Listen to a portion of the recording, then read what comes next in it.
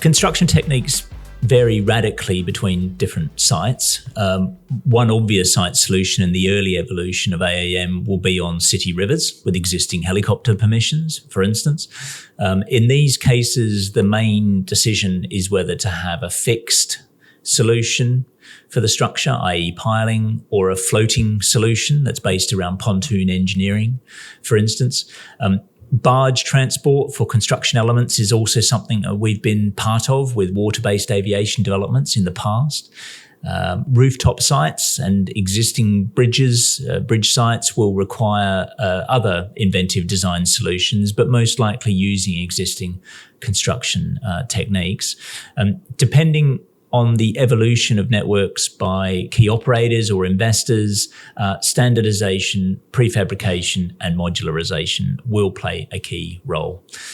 Some of these techniques have had a checkered history and are often wheeled out whenever a new sector or building type challenge emerges. However, they will have their place in the future of facilities that are inevitably smaller and less complex than conventional airports. This is particularly the case where sites are tricky for on-site construction due to sensitivities around noise or around the length of program, the time that you have on site to build, but also where a large number of vertiports are to be rolled out as a kind of a suite of types by a key operator. Standardization, prefabrication, modularization will be key.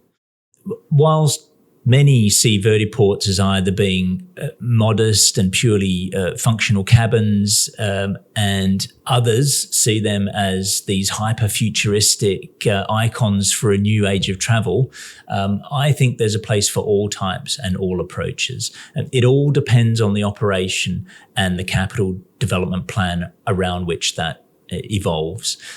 Regardless of size or approach, I'm interested in the possibilities of more sustainable construction materials. And that is because I believe that AAM should wed itself to sustainability as a more holistic driver for social acceptance, not just as a quality of these electric vehicles themselves.